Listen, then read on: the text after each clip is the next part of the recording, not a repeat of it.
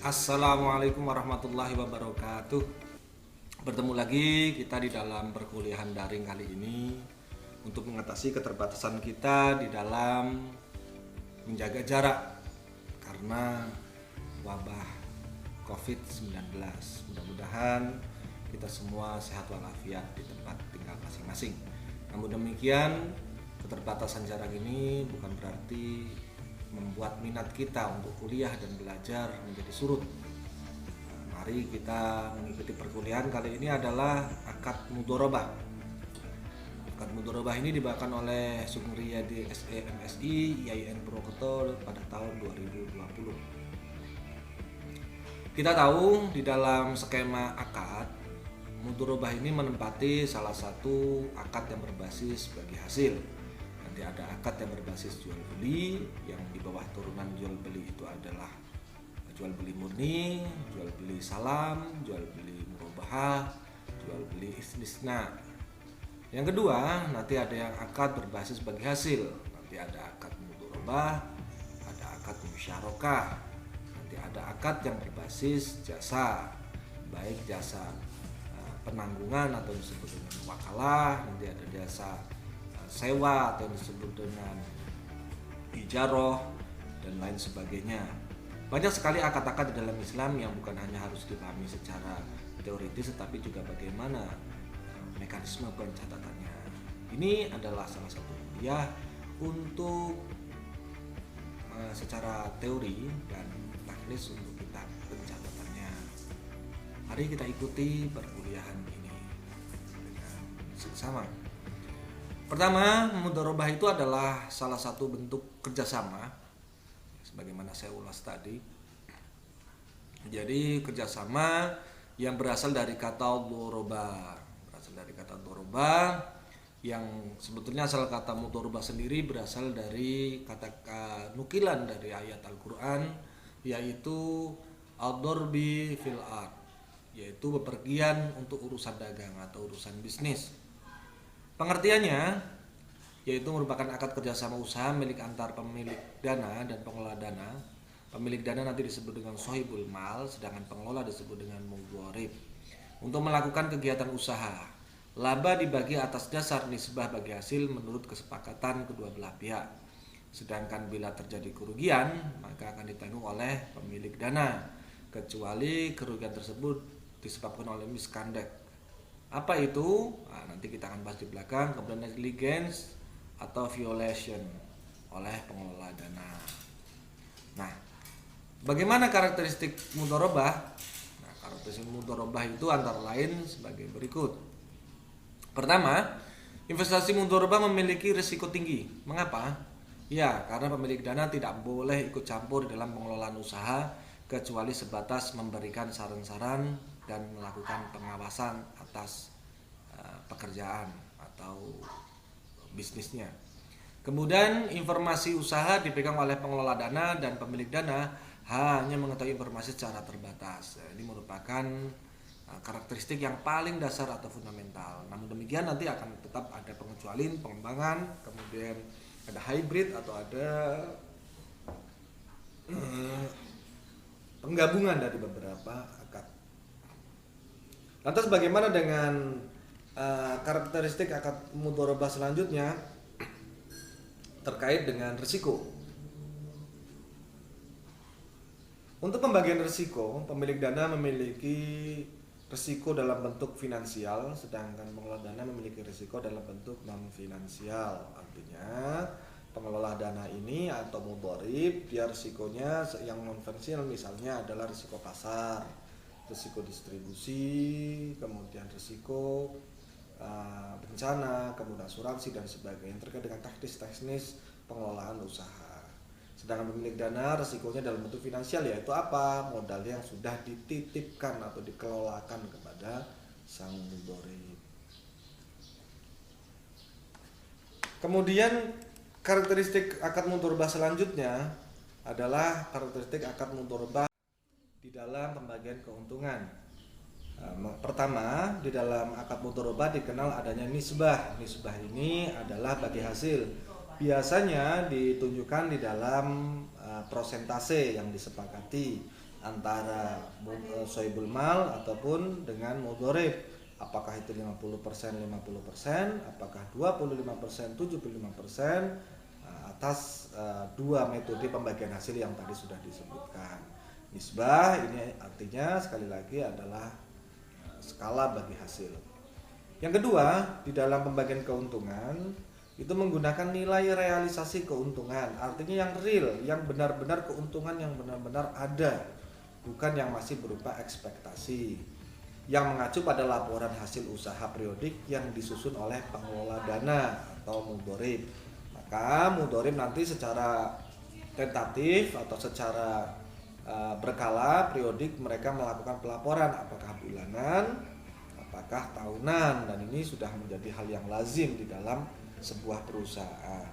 Nanti laporan ini, laporan rugi laba ini digunakan sebagai dasar pertimbangan bagi investor untuk melanjutkan atau mengukur usaha yang dikelola oleh sang mudhorib tadi. Nah, selain pembagian keuntungan, karakteristik akad mudharabah dari pembagian hasil usaha bisa dibagi menjadi dua. Yang pertama ada revenue sharing, yang kedua adalah profit sharing. Apa itu? Pembagian hasil usaha mudharabah yang berbasis revenue sharing atau bagi hasil, yaitu yang dibagi adalah laba bruto atau gross profit, yaitu laba kotor. Arti laba kotor di sini adalah laba sebelum zakat dan pajak. Artinya zakat setelah dikurangi biaya dan belum dikurangi dengan zakat dan pajak, laba ini sudah dibagikan kepada pengelola maupun pemilik modal, yang artinya nanti zakat dan pajaknya dibayarkan masing-masing mereka. Karena apa? Terkadang investor itu juga penyertaannya berbeda-beda persentasenya, maka otomatis berpengaruh terhadap zakat dan pajak. Sementara yang kedua adalah dasar pembagian hasil usaha berbasis profit sharing, artinya laba bersih. Berarti gini, setelah pendapatan dikurangi biaya-biaya yang ada, transportasi, biaya gaji dan sebagainya, dikurangi jadi laba kotor, dikurangi lagi dengan laba, dikurangi lagi dengan zakat dan pajak.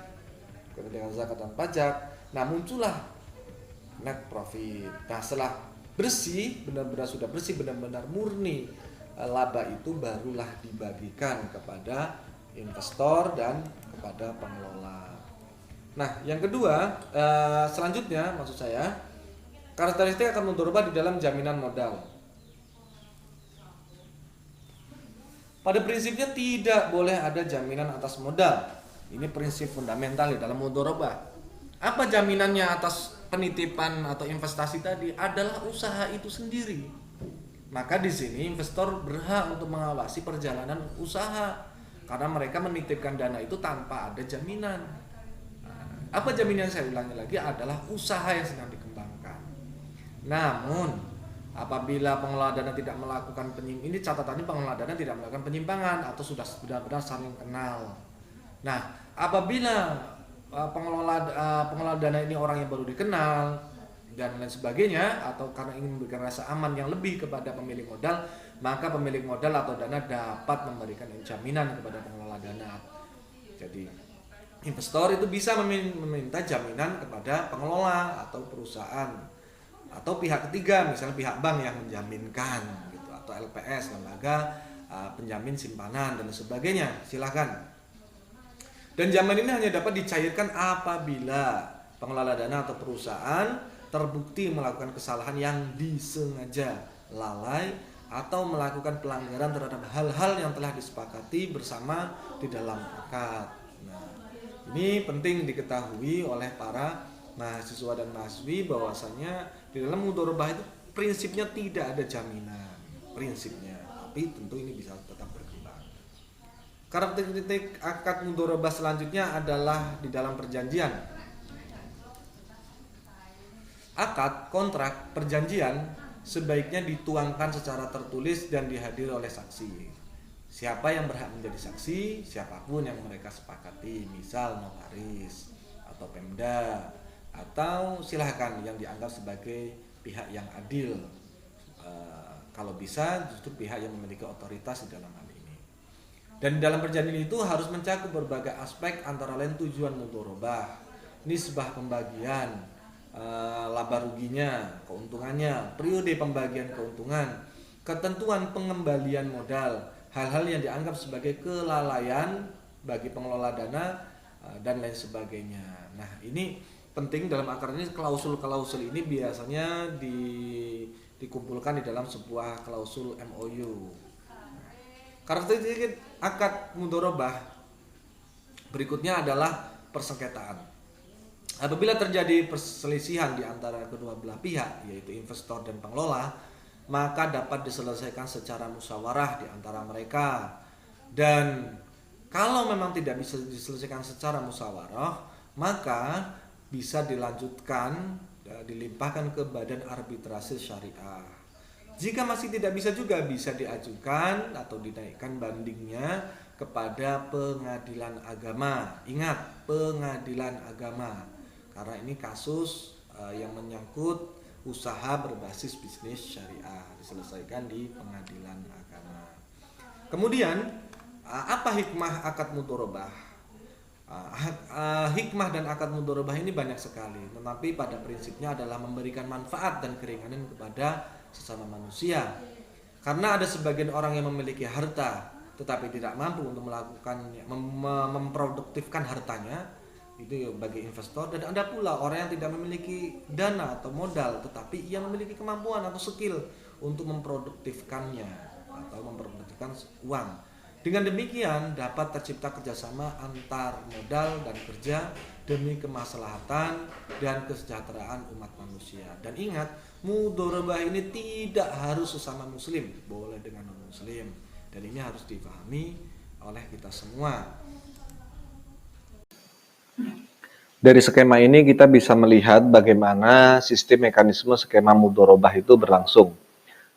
Kita lihat dari akad mudharabah berlangsung antara pemilik dana atau investor dan pengelola dana atau mudharib, itu mereka bersepakat untuk membentuk proyek usaha suatu perusahaan. Kemudian dari perusahaan tersebut kita lihat mendapat keuntungan. Nah, setelah mereka mendapatkan keuntungan, apabila untung akan dibagi sesuai dengan nisbah, apabila rugi ditanggung oleh pemilik dana, yang nantinya porsi laba ada yang untuk pengelola dana atau mudharib atau manajemen, dan ada yang modal plus porsi laba serta atau rugi pada pemilik dana atau investor. Ini nanti pembagian ini sesuai dengan periode yang mereka sepakati bersama, apakah bulanan ataukah tahunan atau beberapa tahun. Ini mungkin terjadi. Selanjutnya bisa kita lihat pada jenis-jenis mudharabah.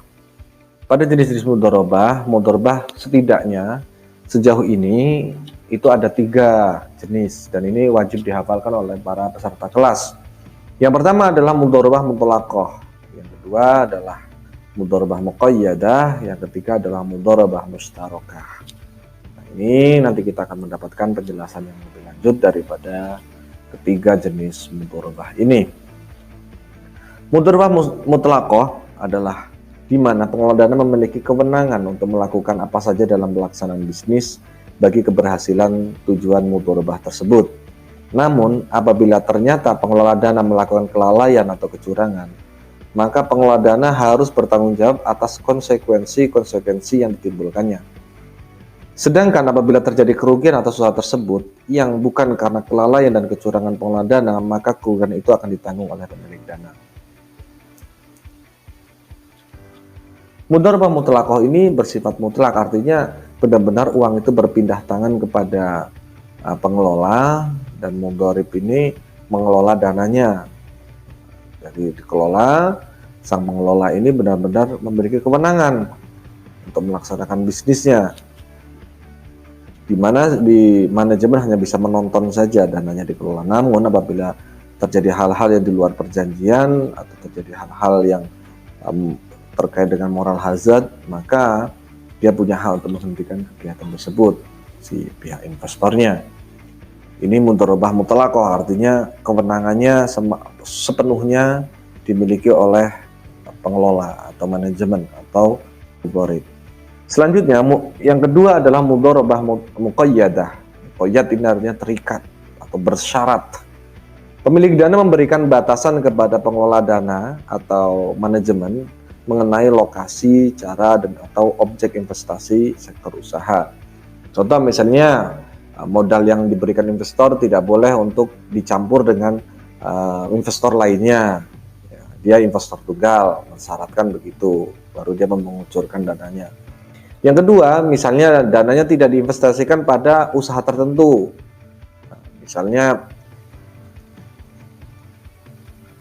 tidak menghendaki untuk modal yang diberikan investor mensyaratkan agar tidak untuk membuka usaha jual beli hanya pada sektor jasa.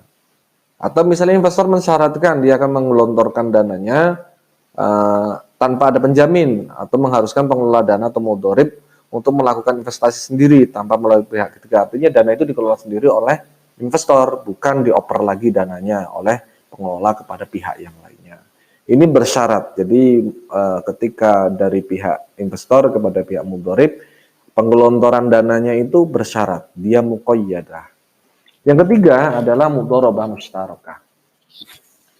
Di sini pengelola dana atau manajemen turut menyertakan modalnya, jadi dia turut andil modal dan dananya dalam kerjasama investasi tersebut dengan pihak investor. Jadi pengelola adalah investor itu sendiri. Jadi ada pengelola, ada investor murni, ada investor yang merangkap sebagai pengelola.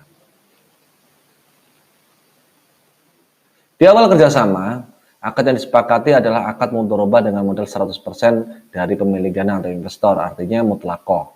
Setelah berjalan operasi usaha dengan pertimbangan tertentu dan kesepakatan pemilik dana, pengelola dana ikut menanamkan modalnya dalam usaha tersebut dan akadnya disebut mudharabah mushtarakah, merupakan perpaduan antara akad mudharabah dan akad musyarakah. Dasar syariat Al-Quran terkait dengan mudharabah ini banyak sekali di beberapa tempat. Salah satunya di surat Jum'ah ayat 10, apabila telah ditunaikan sholat, maka bertebaranlah kamu sekalian di muka bumi dan carilah karunia Allah Subhanahu wa taala. Wa idza qudiyatis sholati yaumil jum'ah fantashiru fil ard wabtaghu min fadlillah. Kemudian maka jika sebagian dari kamu mempercayai sebagian yang lainnya, hendaklah dipercayai itu menunaikan amanatnya dan ia bertakwa pada Allah. Ini banyak sekali di surat Al-Baqarah ayat 283. Sementara di hadis terkait dengan sunnah ini juga banyak di beberapa kitab-kitab hadis. Saya yakin di mata kuliah akad kalian telah mendapatkannya. Salah satunya hadis yang diriwayatkan oleh Shalih bin Shu'aib radhiyallahu an bahwasannya Rasulullah sallallahu alaihi wasallam bersabda, 3 hal yang di dalamnya terdapat keberkatan: jual beli secara tangguh, muqaradah atau mudharabah, dan mencampur adukkan dengan tepung untuk keperluan rumah tangga, bukan untuk dijual. Artinya muqaradah atau mudharabah. Yang perlu diketahui di sini adalah istilah mudharabah itu adalah istilah mazhab Hanafiyah. Sementara kalau dalam mazhab Syafi'iyah, mudharabah ini dikenal dengan istilah qirad. Sementara Abbas bin Abdul Muthalib disebutkan jika menyerahkan harta sebagai mudharabah, ia mensyaratkan kepada pengelola dananya agar tidak mengarungi lautan dan tidak menuruni lembah, serta tidak membeli hewan ternak. Jika persyaratan itu dilanggar, ia atau pengelola dana harus menanggung risikonya. Ketika persyaratan yang ditetapkan Abbas didengar Rasulullah SAW, beliau membenarkannya. Ini hadis riwayat Imam Tabrani dari sahabat Ibnu Abbas. Di sini kita bisa mengetahui akad yang digunakan oleh sahabat Abbas bin Abdul Muthalib ini adalah mudharabah apa? Coba tebak. Mudharabah muqayyadah. Ya, Anda benar. Nah, selanjutnya setelah di beberapa dalil-dalil tadi, kita masuk ke dalam pembahasan mengenai akad. Rukun dan ketentuan syariat akad mudharabah yaitu pertama adanya pelaku atau adanya investor dan pengelola dana atau manajemen. Yang kedua adalah objek mudharabah, modal kerja dan pekerjaan. Yang ketiga adalah ijab kabul atau serah terima atau kesepakatan atau MOU antara investor dengan manajemen. Yang keempat adalah nisbah keuntungan atau porsi pembagian laba.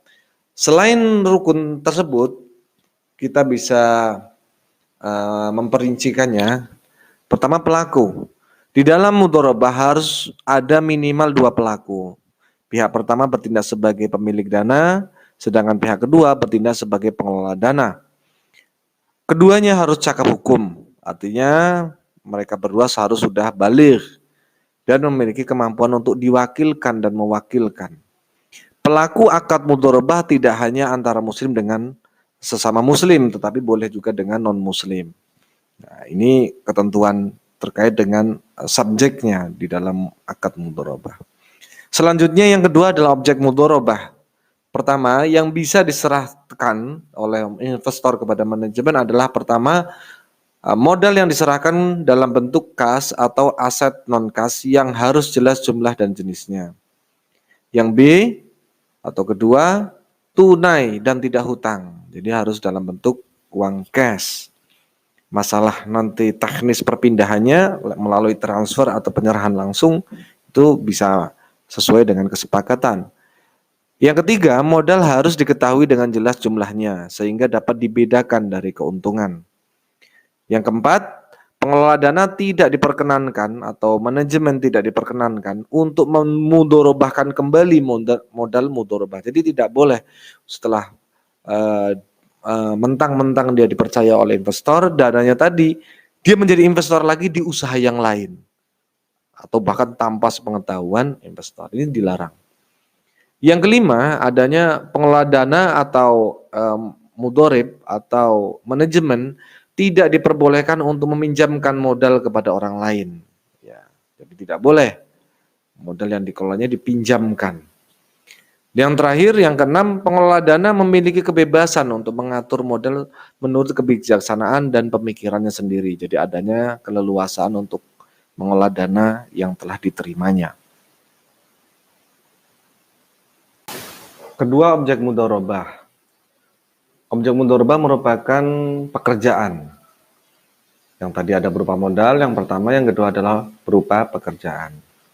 Yang pertama, kontribusi pengelola dana atau manajemen dapat berbentuk keahlian, keterampilan, selling skill, manajemen skill, bahkan ada yang hanya berupa keterampilan untuk memberikan nasihat.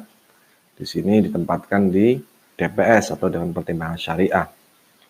Yang kedua, kerja merupakan hak pengelola dana atau mudharib atau manajemen atau operasional dan tidak boleh diintervensi oleh pemilik dana atau investor.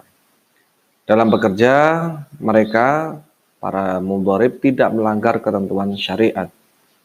Yang keempat, pengelola dana harus mematuhi semua ketetapan yang ada di dalam klausul kontrak atau MOU yang setelah mereka sepakati.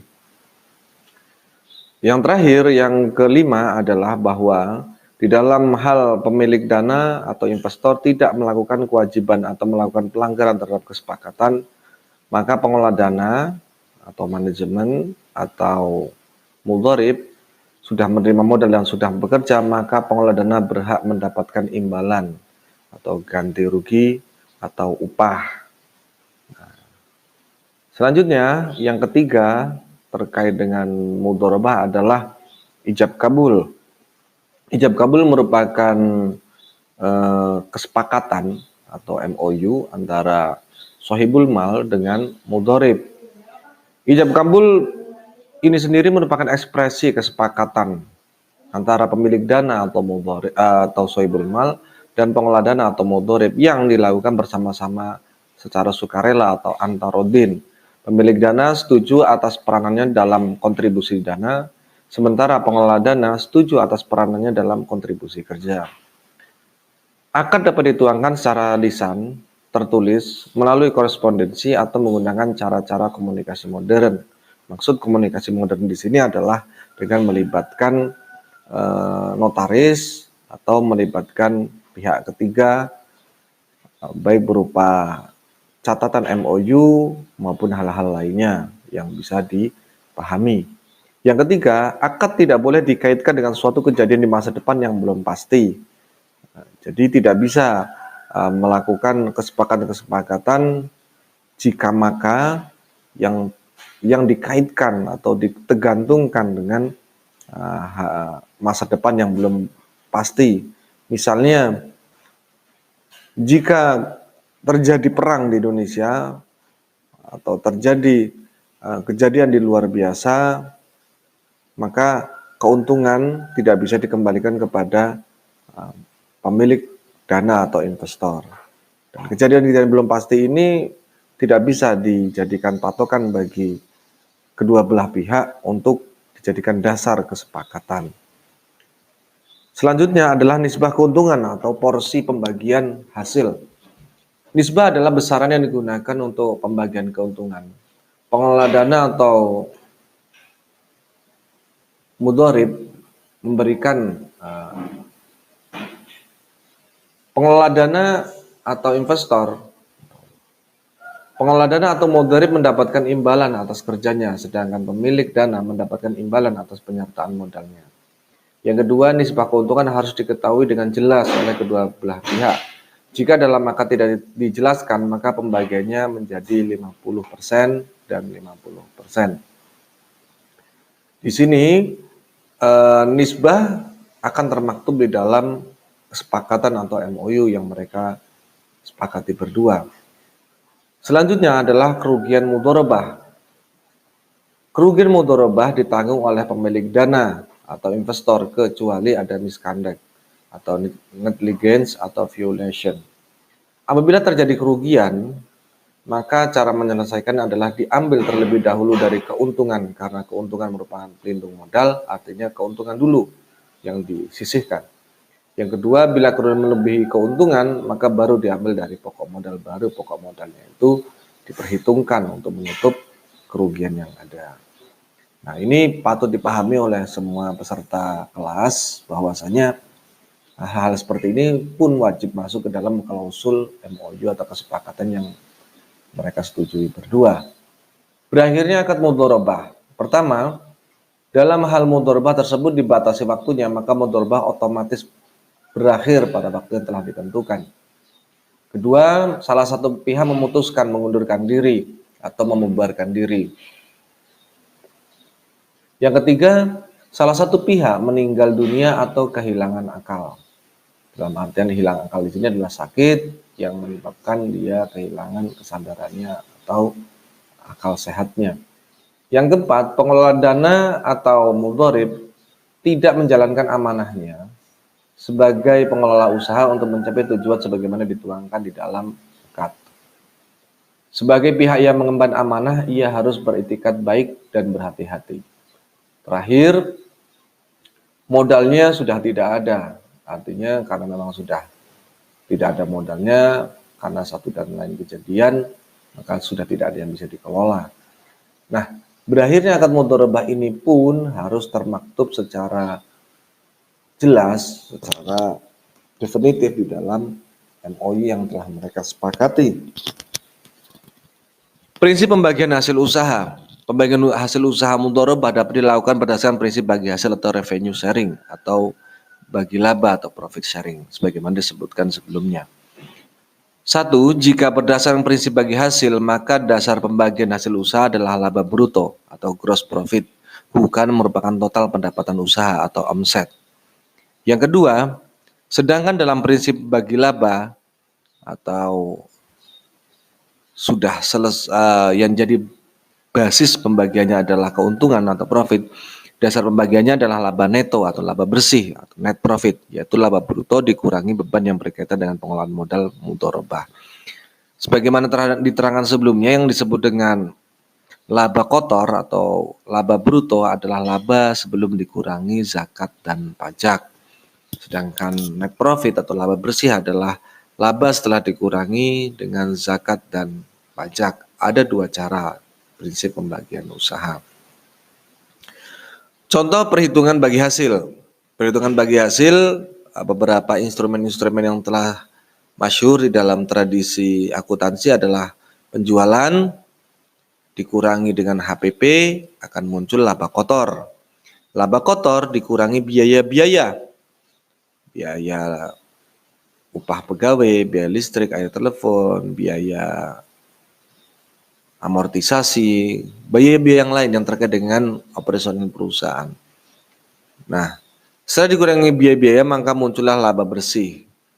Setelah muncul laba bersih, katakanlah di halaman ini kita lihat ada penjualan 1 juta. Di situ ada HPP, harga pokok penjualan 650.000, maka laba kotornya adalah 350.000. Dari 350.000 muncul biaya-biaya, yaitu 250.000. Maka setelah dikurangi biaya, muncullah laba bersih, yaitu 10.000. Nah, jika kita menggunakan metode profit sharing dengan nisbah pemilik pengelola katakanlah 30-70, maka pemilik modal atau investor memiliki hak 30% kali 100.000 sama dengan 30.000, sementara pengelola 70% kali 100.000 sama dengan 70.000. Jika yang digunakan revenue sharing atau laba bersih dengan nisbah pemilik pengelola katakanlah 10/90, maka kita bisa lihat hak investor adalah 10% dikali 350.000 sama dengan 35.000. Sementara pengelola mendapatkan 90% kali 350.000 rupiah, maka hak dari pengelola adalah 315.000 yang ini nanti dibagi untuk menutupi biaya operasional dan untuk menutupi pengelolaan yang ada sebagai sebuah hak. Akuntansi untuk pemilik dana bagaimana? Jadi ada dua pencatatan akuntansi di dalam mudhorbah ini. Satu dari sisi pemilik dana atau investor, yang kedua adalah dari pihak pengelola dana atau mudhorib. Akuntansi untuk pemilik dana, pertama, akad mudhorbah diakui pada saat pembayaran kas atau penyerahan aset non-kas kepada pengelola dana.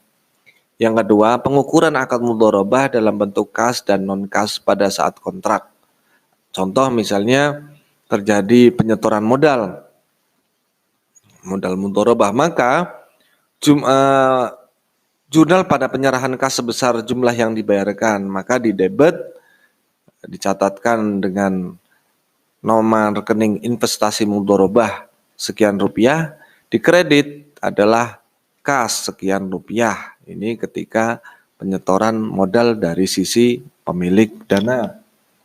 Sementara akuntansi untuk pemilik dana terkait dengan jurnal penyerahan non-kas, jika nilai wajar lebih tinggi daripada nilai tercatatnya, nilai wajar ini seperti apa? Nilai tercatatnya itu adalah apa yang real di situ. Maka selisihnya diakui sebagai keuntungan tangguhan dan diamortisasi sesuai jangka waktu akad mudhorbah. Nah, maka pencatatannya ketika penyerahan aset non-kas berarti tidak cash, dia berupa barang, adalah di debit investasi mudhorbah, di kreditnya adalah keuntungan tangguhan, dan di kredit lagi adalah aset non-kas, apakah peralatan, perlengkapan, gedung, dan sebagainya. Kemudian keuntungan tangguhan tadi itu dicatat juga untuk menyimbangkan pencatatan, yaitu keuntungan tangguhan sekian rupiah dengan di kredit adalah keuntungan sekian rupiah atau laba. Jika nilai wajar lebih rendah daripada nilai tercatatnya, maka selisihnya diakui sebagai kerugian.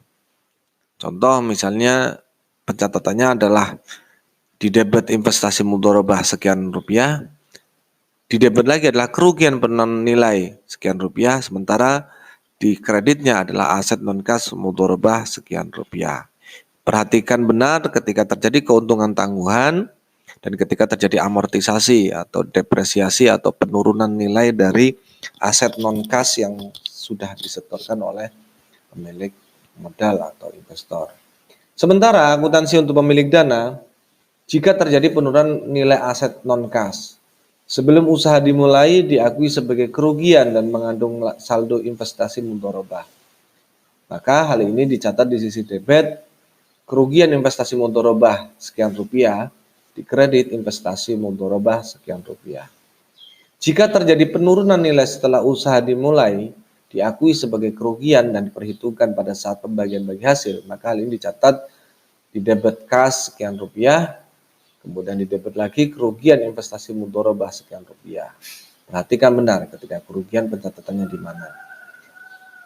Sementara di kredit adalah pendapatan bagi hasil mudharabah sekian rupiah. Penurunan nilai pada saat atau setelah barang dipergunakan, ini gimana mencatatnya? Maka kerugian tersebut diperhitungkan pada saat pembagian bagi hasil. Maka hal ini mencatat debit kas sekian rupiah, di debit lagi kerugian investasi mudharabah sekian rupiah, di kredit pendapatan bagi hasil mudharabah. Nah, kita harus jeli ketika melihat ketentuan-ketentuan mudharabah ini, dan ini sudah disepakati menurut akuntansi syariah, agar kita memahaminya dan kita bisa menguasainya dengan baik untuk pencatatan sebuah transaksi pada usaha yang berbasis syariah. Baik, kita lanjutkan. Bahwasanya seorang akuntan, dia harus pintar-pintar mencatatkan transaksi yang terjadi dengan tetap mengingat dia bekerja di pihak mana. Apakah bekerja di pihak investor ataukah dia bekerja di pihak manajemen operasional atau mudharib. Kita kembali lagi kepada akuntansi untuk pemilik dana atau investor. Jika terjadi transaksi pencatatan kerugian yang terjadi dalam suatu periode sebelum akad mudharabah berakhir, hal ini diakui sebagai kerugian dan dibentuk penyisihan kerugian investasi. Transaksi ini dicatat dengan mendebetkan kerugian mudharabah sekian rupiah dan mengkreditkan penyisihan kerugian investasi mudharabah sekian rupiah.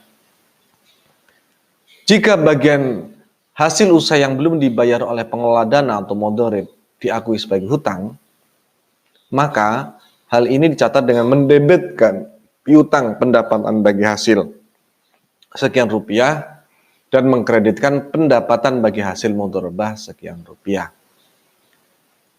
Pada transaksi pengelola dana membayar bagi hasil, ketika investor menerima uang menjelang akad mudharabah berakhir, maka ia akan mendebetkan kas sekian rupiah dan mengkreditkan piutang pendapatan bagi hasil.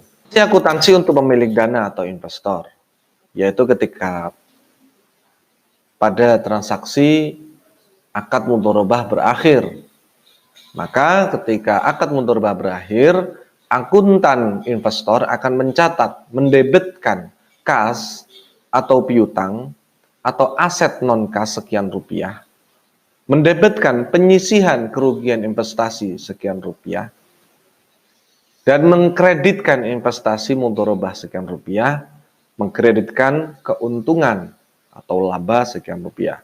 Hal ini bisa juga dicatat dengan mendebetkan kas atau piutang atau aset non-kas sekian rupiah, mendebetkan penyisihan kerugian investasi sekian rupiah, dan mendebetkan kerugian sekian rupiah. Sementara di sisi kredit adalah investasi mudharabah. Ini pencatatan ketika akad mudharabah berakhir.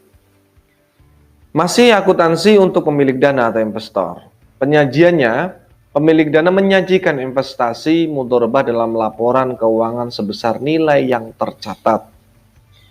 Ini penyajian. Pengungkapannya, pemilik dana mengungkapkan hal-hal terkait transaksi mudharabah tetapi tidak terbatas pada 1. Isi kesepakatan utama usaha mudharabah seperti porsi dana, pembagian hasil usaha, aktivitas usaha mudharabah, dan lain sebagainya. Yang kedua, rincian jumlah investasi mudharabah berdasarkan jenisnya. Yang ketiga, penyisihan kerugian investasi mudharabah selama periode berjalan.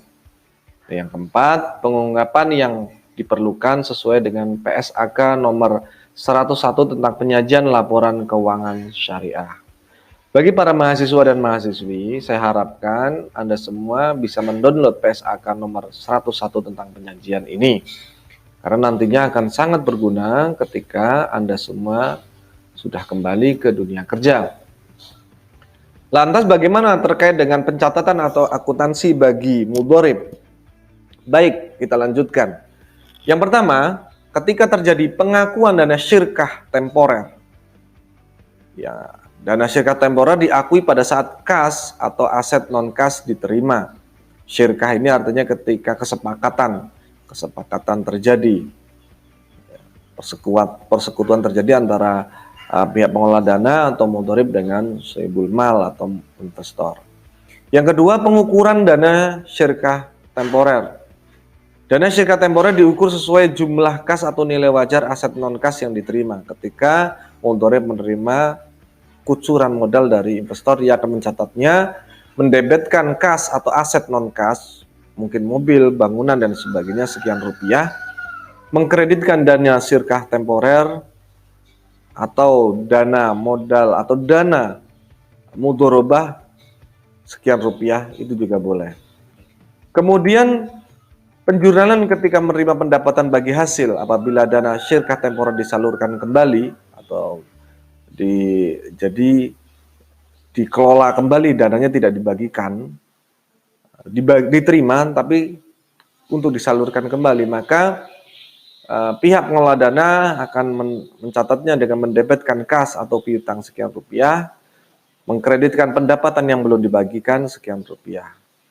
Jurnal ketika dibagi hasilkan kepada pemilik dana, ketika dananya dibagi hasilkan kepada investor, maka dicatat dengan debit beban bagi hasil mudhorobah sekian rupiah, dikredit utang bagi hasil mudhorobah sekian rupiah.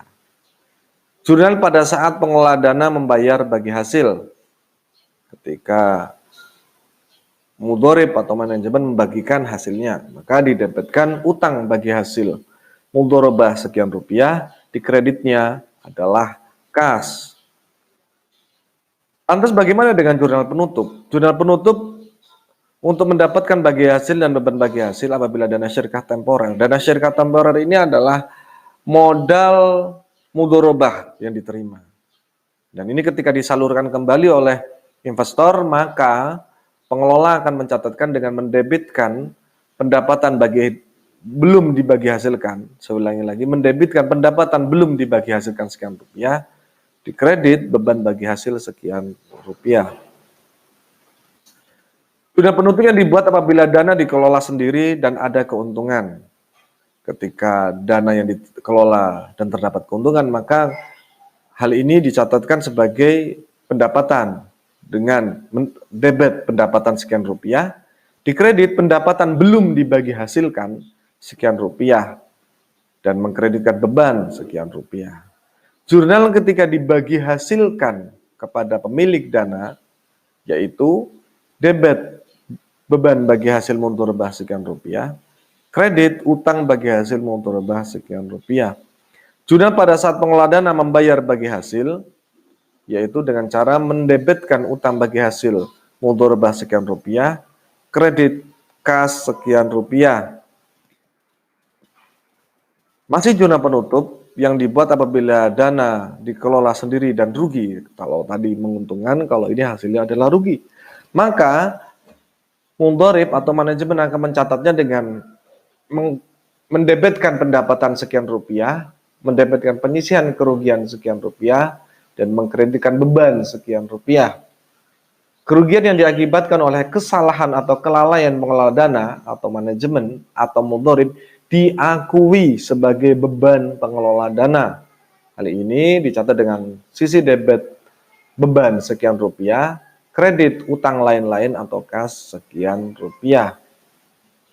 Masih akuntansi untuk pengelola dana, ketika di akhir akad akan pencatatan yang akan dilakukan, yaitu mendebitkan dana syirkah temporer atau dana mudhorobah atau modal mudhorobah sekian rupiah, kredit kas atau aset non-kas seperti mobil, bangunan, dan sebagainya sekian rupiah. Dan jika ada penyisihan kerugian sebelumnya, jika terdapat penyisihan kerugian, hal ini akan dicatat dengan mendebitkan dana syirkah temporer atau dana mudhorobah atau dana modal mudhorobah sekian rupiah, dikreditkan kas atau aset non-kas sekian rupiah, dikreditkan penyisihan kerugian sekian rupiah. Terakhir, ketika akuntansi untuk pengelola dana atau mudharabah ini penyajiannya ketika dilaporkan dalam bentuk laporan keuangan, pertama, dana syirkah temporer atau dana mudharabah, modal mudharabah dari pemilik dana disajikan sebesar nilai tercatatnya. Ingat, nilai yang tercatat untuk setiap jenis mudharabah. Yang kedua, bagi hasil dana syirkah temporer atau mudharabah yang sudah diperhitungkan tetapi belum diserahkan kepada investor, disajikan sebagai pos bagi hasil yang belum dibagikan di sisi kewajiban atau hutang. Pengungkapan. Isi kesepakatan utama usaha adalah mudharabah. Yang kedua, rincian syirkah temporer yang diterima berdasarkan jenisnya. Yang ketiga, penyaluran dana berasal mudharabah muqayyadah. Ini khususnya ketika muqayyadah, dan ini yang paling banyak di dalam mudharabah digunakan. Ya, sebelum kuliah ini berakhir, saya ingin menyampaikan yang pertama, saya harapkan Anda semua mengerjakan tugas yang saya berikan terkait dengan tayangan ini. Mengingat keterbatasan pertemuan kita pada masa-masa antisipasi COVID-19 ini. Yang kedua, saya harapkan semua mahasiswa bisa subscribe saluran dan untuk mendapatkan perkembangan-perkembangan mengenai materi-materi akuntansi syariah ke depannya. Mengingat masa perpanjangan COVID-19 ini akan terus berlangsung. Terakhir, jawaban pada kolom komentar merupakan dasar absensi bagi diri pengampu mata kuliah pada setiap pekannya. Oleh sebab itu, sekali lagi saya tegaskan, silahkan disimak dari awal sampai akhir. Anda subscribe saluran ini untuk pengembangan mata kuliah ke depannya. Yang terakhir adalah jawab pertanyaan yang ada di deskripsi video, dan jawaban Anda ini merupakan dasar bagi pengampu untuk absensi kelas di setiap pekannya. Terima kasih, semoga ilmunya bermanfaat, dan jangan lupa tetap tinggal di rumah kecuali ada uzur yang sangat darurat untuk Anda lakukan di luar rumah. Terima kasih. Mudah-mudahan ilmunya berkah manfaat. Wallahu muwaffiq ila aqwamit thoriq. Assalamualaikum warahmatullahi wabarakatuh.